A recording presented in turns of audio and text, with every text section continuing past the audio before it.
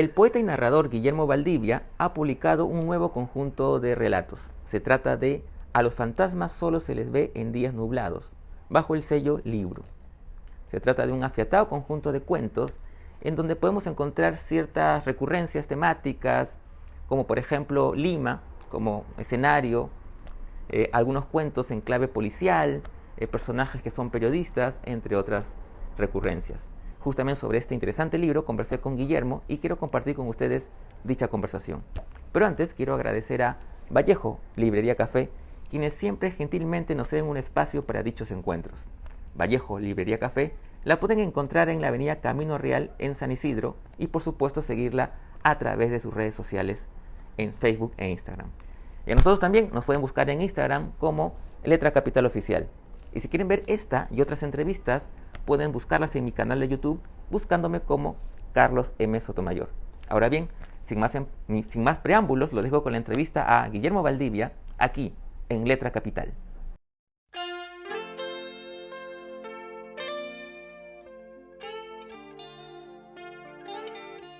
Hola Guillermo, ¿cómo estás? Primero que nada, gracias por tu tiempo y por permitiéndonos esta charla a propósito de tu nuevo libro de cuentos, A los fantasmas solo se les ve en días nublados, que ha sido publicado por el sello Libro.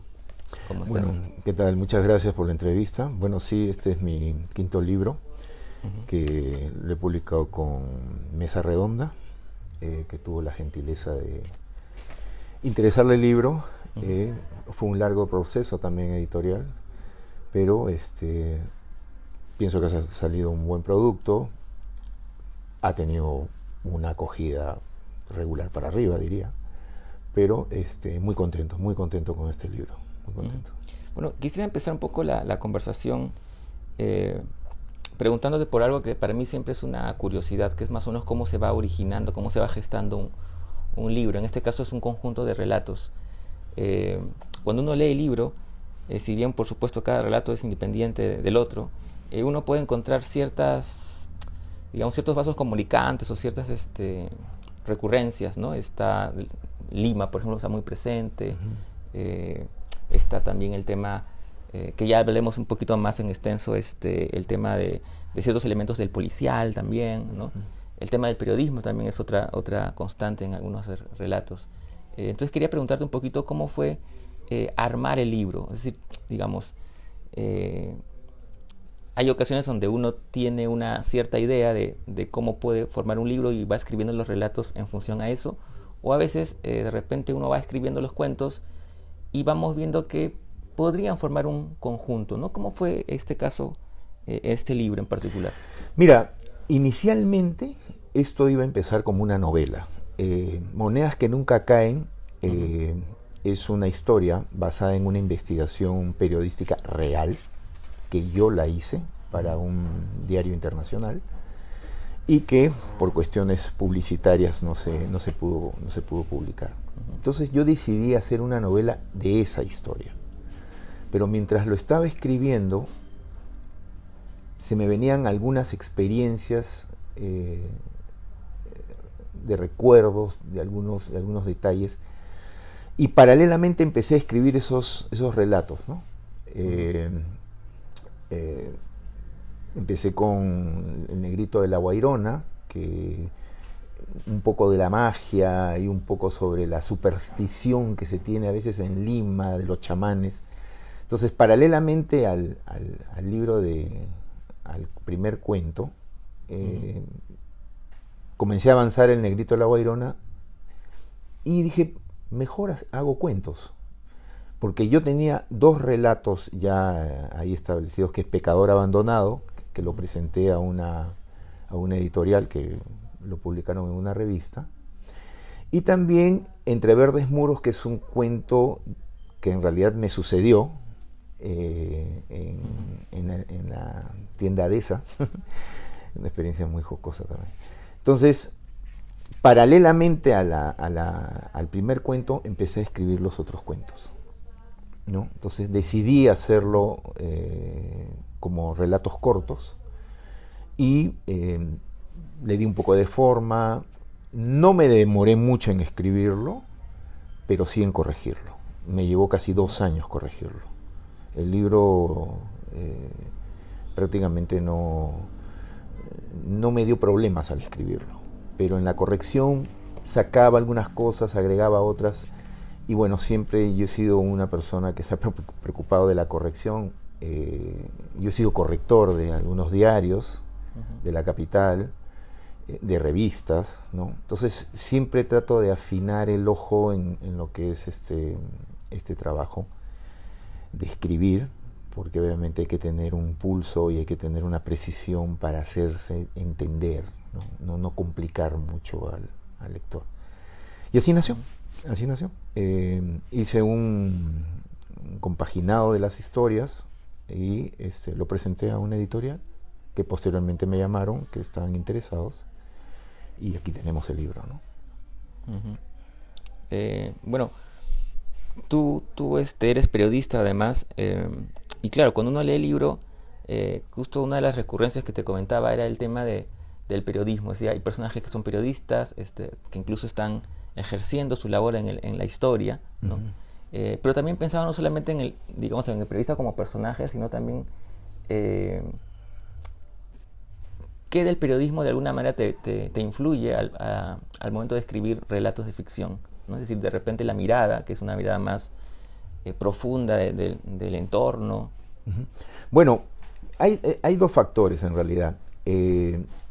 Cuando ejercí mi labor de corrector, me dieron la oportunidad de escribir algunos ensayos o algunos artículos. Empecé con artículos literarios que se publicaron en el diario El Mundo, en el diario El Sol. Conocí al editor de culturales, que era Enrique Planas, ¿no? Que me dio la oportunidad de publicar en la sección literaria. Y después pasé a la unidad de investigación. En ese entonces estaba un periodista que ahora trabaja en La República, Edmundo Cruz. Me dijo: Guillermo, hay un espacio para hacer periodismo de investigación. Entonces me dio ciertas pautas cómo hacer un periodismo de investigación. Entonces ahí empecé un poco a indagar y a reforzar mi escritura, que en algún momento Edmundo y también Quique me decían: oye, está bien, pero parece medio novelesco tu forma de escribir los artículos. Ahí creo que encontré un poco la vena del periodismo a la literatura, ¿no? A las novelas, a los cuentos y a la poesía. Y el otro factor fue que, bueno, yo he frecuentado por muchos años el movimiento La Cloaca de Quilca, donde estaba Willy Gómez, grandes amigos, Domingo de Ramos, el poeta, ¿cómo se llama este escritor que está en Estados Unidos? Roger Santibáñez, ¿no? Me junté con ellos por los años 80, teníamos unas tertulias tanto en el bar Cairolo como el bar del Chino, y ellos prácticamente me dieron y me animaron mucho a encontrar una posibilidad de escribir, ¿no? Intercambiamos escritos, de repente encontraron que les gustaban mucho los relatos cortos, y obviamente ese factor del periodismo y de esta amistad bohemia que tuve con ellos en los 80 me conllevó hacia la literatura, ¿no? Ahora el periodismo obviamente yo no lo ejerzo, pero sí de alguna manera estoy con algunas colaboraciones, qué sé yo. Pero eso es más o menos el tránsito del periodismo hacia los cuentos y a la poesía y la novela. Yo le debo mucho al periodismo eso. Después otra cosa que quería preguntarte era el tema del género policial. Hay algunos relatos que tienen esta impronta policial, desde el primer relato incluso, ¿no? Esta pesquisa que hace este periodista, ¿no? De alguna manera tiene todos los lineamientos del policial, y además incluso hay un cuento que, si mal no recuerdo, aparece en una antología de cuentos policiales, ¿no? Entonces quería preguntar un poco sobre tu relación con ese género. Sí, mira, de alguna manera en las unidades de investigación que yo trabajé, frecuentaba mucho las fiscalías, las comisarías, casos sórdidos, casos de extorsiones en sí, ¿no? Entonces yo, con el tiempo, aparte de escribir las notas relacionadas a la investigación sobre temas policiales, judiciales, comencé a sacar algunos ingredientes de esos reportajes que yo hacía y trataba de hilar algunas historias relacionadas a esas investigaciones. De ahí más o menos sale un poco la vena del tema policial. Obviamente, los autores y la literatura también me dieron esas posibilidades, ¿no? Dashiell Hammett, Chandler, en fin, ¿no? Donde el misterio policial conjuga un poco con eso. Por ello, el tema policial con el tema sobrenatural que hay en Pecador Abandonado más o menos lo relaciona, ¿no? Entonces sí, también el periodismo de investigación y todos aquellos procesos al cual yo cubrí y escribí me dieron un poco el gusto de escribir bajo una corriente policial, de misterio, ¿no? Un poco casos sin resolver de alguna manera, ¿no? Entonces eso es más o menos el punto de partida para ello, ¿no? Y me siento bien, es un estilo de escribir que me agrada, que siempre me ha gustado, y aparte de la poesía, que bueno, ese es otra órbita, ¿no? Eso ya es otra situación, otro camino, sí, así es. Cuando leía los cuentos, yo no leo tus novelas, pero al leer los cuentos pensaba, o me hacía pensar que eras un narrador también de relatos largos, digamos. Pensaba que podías tranquilamente escribir una novela. Y ahora que me cuentas que el primer cuento en realidad parte de la idea de una novela, creo que no estaba mal encaminado en mi pensamiento. Entonces quería preguntarte un poco tu relación más bien con ambos géneros, con el cuento y con la novela, ¿no? Porque yo siento que tienes un aliento, por más que sean cuentos, digamos, son cuentos un poquito largos, que podrían tranquilamente extenderse a hacer novelas, ¿no? Creo que es algo natural, me parece. Sí, mira, cuando escribí mi primer libro, Entre Verdes Muros, que tuvo un colofón de Marco Aurelio de Negri, en ese momento pensé, me voy a dedicar a las novelas, ¿no? Pero en el interín, un amigo, un buen lector y que también escribe, me dijo: oye, este libro que haces, que es una novela, tiene muchas microhistorias. Tiene historias, hay una historia sobre una historia. Parece como si tú abrieras un paréntesis medio fogneriano, que está la ligazón, está la línea de la historia, y de repente hay un gran paréntesis donde encuentras otra historia. Y ahí hay otra historia y después continúas. Entonces esos interludios me dio que pensar, no está mala idea. Creo que puedo escribir cuentos basados en una novela que estoy escribiendo. Entonces voy extrayendo a uno de los personajes, a otro personaje, y con eso voy haciendo un cuento de esa misma novela. Tanto así que me ha pasado que los lectores que han adquirido mi libro, que lo han leído, me han llamado y me han comentado, y dice: oye, me has dejado, no sé, no estoy muy satisfecho con el final. ¿Continúa o no continúa? ¿Qué ha pasado? Claro. Entonces viene ahora la inversa. Dicen: oye, ¿tu primer cuento termina ahí? El pata camina por un corredor donde lo están esperando. ¿Y qué pasó? ¿No? Y después el otro cuento: uy, ¿y qué pasó? Ahí nomás quedó, ¿no? Entonces, lo que inicialmente me sugirieron, por buenas recomendaciones, de poder escribir historias basadas en una novela que estaba escribiendo, acá ha ocurrido lo inverso, ¿no? Dicen: oye, esto podría ser una gran historia, como por ejemplo el último cuento, ¿no? Del estudiante que quiere dar una exposición sobre cine, y se basa en ello de las de los cines donde exhiben películas pornos, ¿no?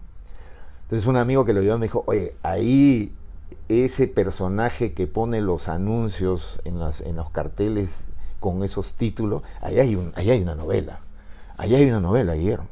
Entonces yo dije, sí, puede ser que más adelante pueda escribir una historia así. Pero esa es un poco la relación, ¿no? Que cuando escribí mi primer libro, habían una serie de historias insertadas en el libro. Entonces sí me dio la idea de empezar a escribir relatos cortos, ¿no? Uh-huh. Eso sí, más o menos. Muy bien. Y un poco para terminar, ¿cuál es el siguiente proyecto? Bueno, tengo un poemario, uh-huh. El gusano ya no vive en el bosque, es un poemario que ya he concluido, ya lo he terminado, estoy afinándolo. Y por supuesto la segunda parte de mi novela erótica, que es Néstor Batanero. Néstor Batanero es una novela erótica del cual a veces con mucho miedo de publicar una novela erótica en Lima podía tener rechazo incluso de las propias librerías, que me sucedió. Tuvo buena acogida el libro de Néstor Batanero, a pesar que Marco Aurelio en su programa le dedicó 40 minutos criticando de que así no se escribían novelas eróticas, pero creó una psicología inversa y al día siguiente todo el mundo comenzó a comprarlo, por curiosidad. Entonces, Néstor Batanero es una trilogía sobre un muchacho que decide ofrecer sus servicios como persona a damas, ¿no? De alto vuelo, ¿no? He terminado ya la segunda parte de Néstor Batanero, que estoy afinándolo también. Es El largo sabor de la orquídea, es un título provisional que le estoy poniendo. Y estos dos libros los pienso publicar, espero, entre los meses que quedan de este año y comienzos del próximo. Continuar con la tercera parte de la trilogía de Néstor Batanero y finalmente estoy avanzando un libro largo, extenso, que yo trabajé en el Congreso 10 años. Uh-huh. Un libro de política, un libro sobre la historia un poco del Congreso, lo que yo vi, lo que mucha gente no ve, ¿no? Y que puede causar probablemente algún escozor, pero la verdad de las cosas es que es un proyecto muy ambicioso de mi parte, que voy a tener que reducir porque ya voy por las 250 páginas, pero es un proyecto ambicioso que lo pienso publicar el otro año sobre el Congreso. Estupendo. Novela. Estupendo. Estaremos atentos entonces, Guillermo. Okay. Ha sido un placer conversar contigo y bueno, el libro se los recomiendo y está en librerías, por supuesto. Ok, muchas gracias.